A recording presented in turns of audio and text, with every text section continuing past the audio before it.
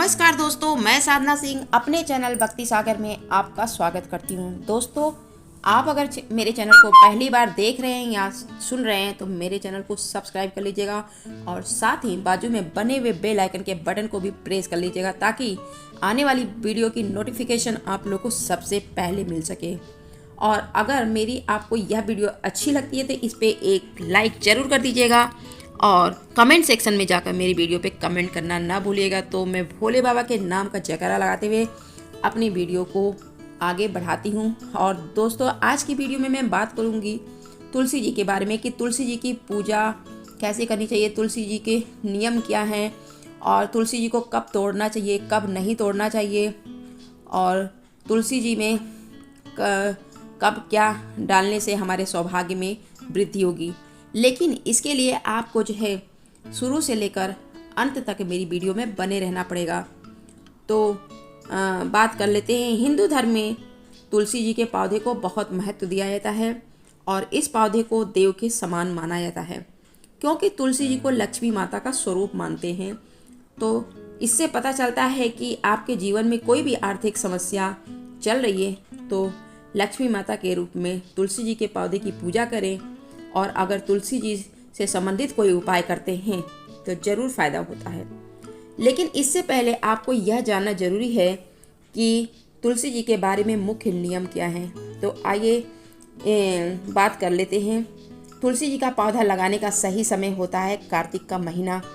अगर तुलसी जी के पौधे को कार्तिक के महीने में लगाते हैं तो घर में लक्ष्मी जी आती हैं। और घर में तुलसी जी लगाने के नियम होते हैं कि वास्तुशास्त्र के अनुसार तुलसी जी के पौधे को हमेशा घर के उत्तर या उत्तर पर पूर्व की दिशा में ही लगाना चाहिए। माना जाता है कि इस दिशा में देवी देवता निवास करते हैं और घर की खिड़की या छत या बालकनी में आप तुलसी जी का पौधा लगा सकते हैं।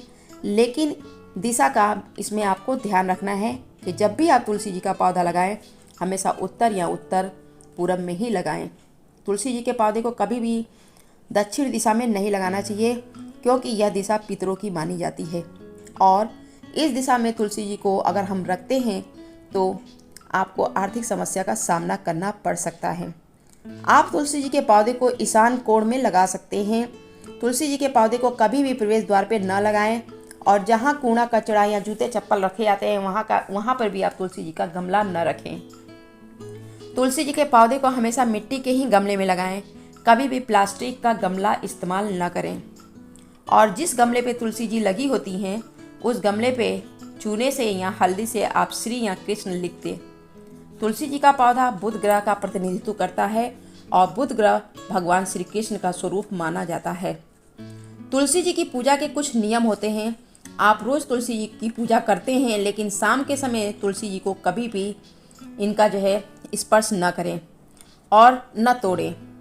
और इसके अलावा आप एकादशी और रविवार के दिन भी तुलसी जी को न छुएं और चंद्र ग्रहण और सूर्य ग्रहण के समय भी तुलसी जी की पत्ती को न छुएं और न तोड़ें। रविवार के दिन तुलसी जी को कभी भी जल नहीं चढ़ाना चाहिए और आप तुलसी जी में जल चढ़ाने के अलावा आप दूध भी चढ़ा सकती हैं क्योंकि दूध चढ़ाते हैं तो दुर्भाग्य दूर होता है।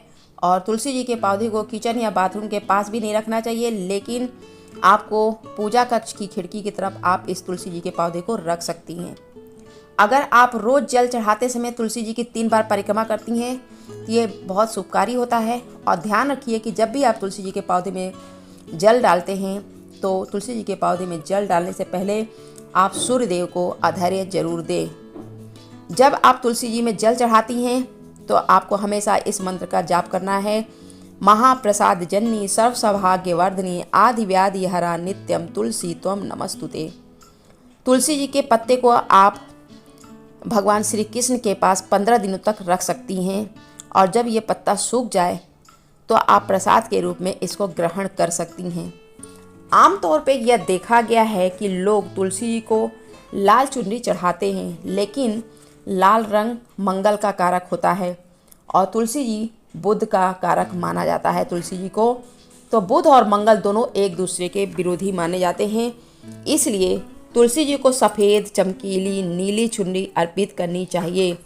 और आपके घर में हमेशा तुलसी जी का पौधा 1, 3, 5, 7 की संख्या में होनी चाहिए, क्योंकि तुलसी जी के पौधे को कभी भी 2, 4, 6 की संख्या में नहीं रखना चाहिए।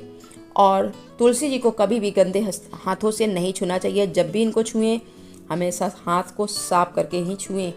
तो दोस्तों ये थी जानकारी तुलसी जी से के बारे में। और अब मैं अपनी वीडियो को देती हूँ विराम और मिलते हैं आगे की वीडियो में कुछ नया विषय लेकर। तब तक के लिए धन्यवाद।